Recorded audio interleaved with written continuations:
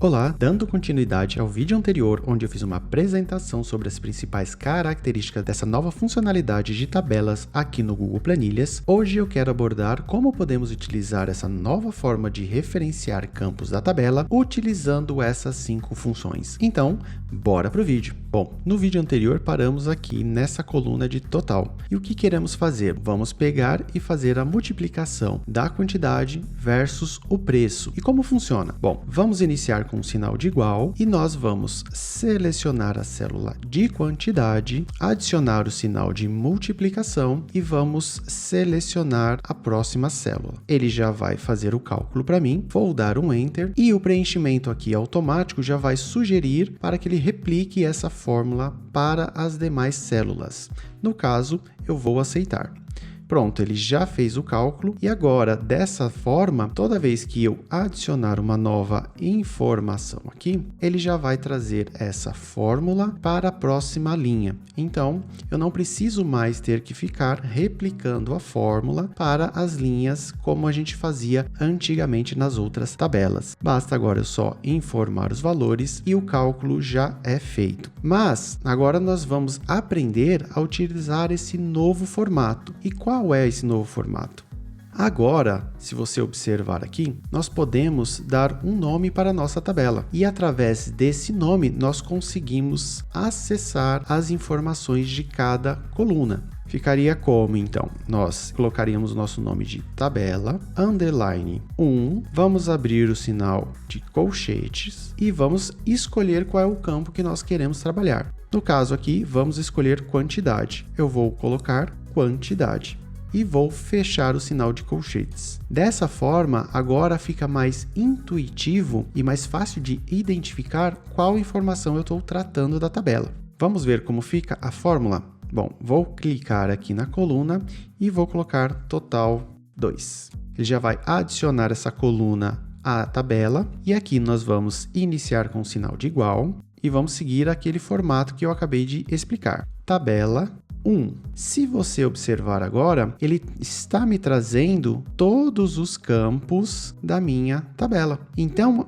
antes eu tinha que referenciar ao endereço da célula que eu queria buscar aquela informação. Agora eu posso referenciar ao nome. Então, facilita muito na hora da gente fazer os cálculos e saber qual informação que a gente está trabalhando. Então, aqui vou fazer o mesmo exemplo de fórmula. Então, vou selecionar aqui, quantidade, vou adicionar o sinal de multiplicação e vamos inserir também o preço. Então, vou selecionar aqui o preço. Vou dar um Enter e o assistente de preenchimento automático já vai aparecer aqui para mim e eu vou aceitar esse preenchimento. Então, se você observar, tanto da forma antiga, fazendo referência da célula, quanto esse novo formato, utilizando o nome, nós podemos fazer os cálculos da nossa tabela. E com a vantagem de poder identificar facilmente qual campo que nós estamos trabalhando. Agora, vamos trabalhar com algumas funções. Esse conteúdo está sendo útil para você até aqui? Considere se inscrever no meu canal, porque aqui eu compartilho dicas e soluções práticas no uso das planilhas, que ajudarão você a se tornar mais produtivo e se destacar no seu ambiente de trabalho. E como podemos fazer agora utilizando esse novo formato de tabela?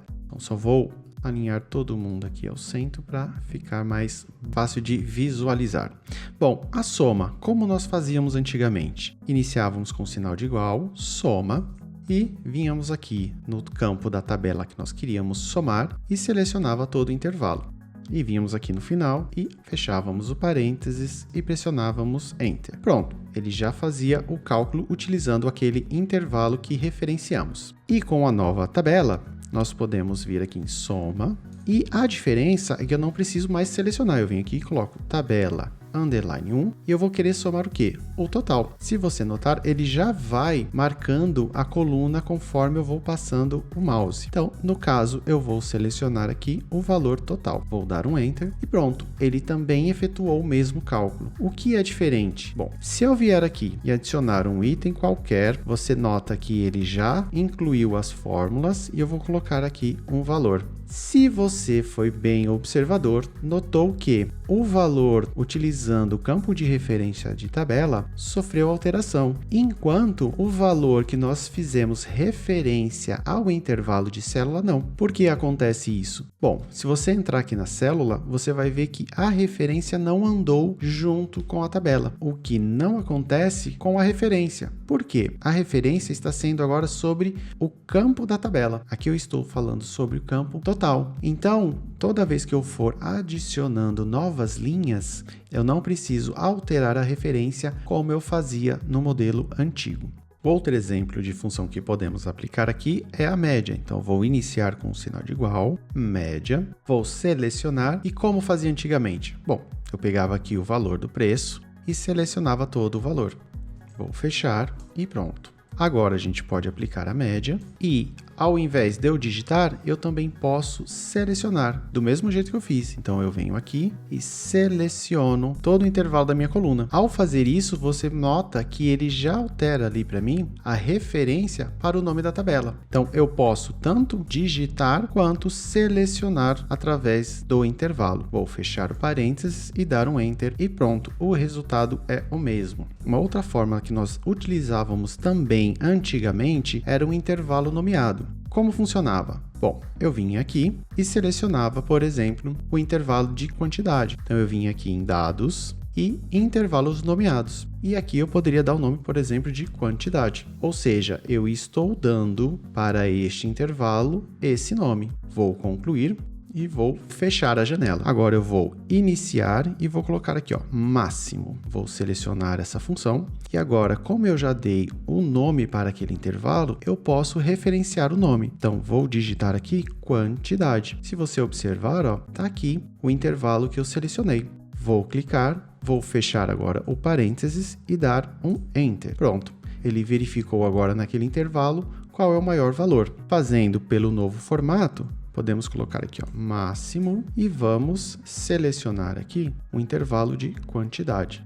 Você vai ver que ele já vai aqui substituir para o nome, vou dar um Enter e pronto. Qual é a diferença? Bom, o problema de eu utilizar o intervalo nomeado é que se eu vier aqui e colocar qualquer outra informação, colocar aqui, por exemplo, 100 e der um Enter, você vai notar que o valor não foi alterado. Por quê?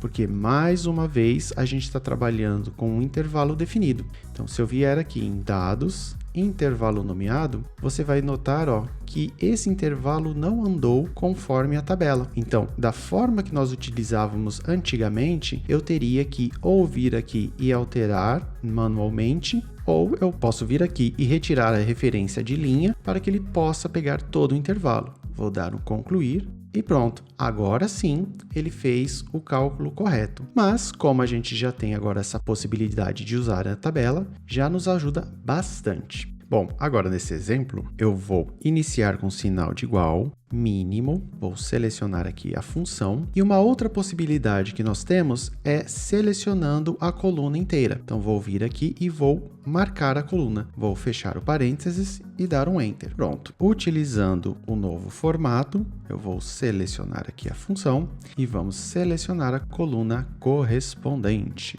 Vou marcar aqui, fechar o parênteses e dar um Enter. Esse também é um modelo que utilizamos no formato antigo. E aqui, para irmos para a função de contar números, vou selecionar a coluna A. Vou fechar aqui o parênteses e ele vai me dar o valor da quantidade de números que nós temos nessa coluna.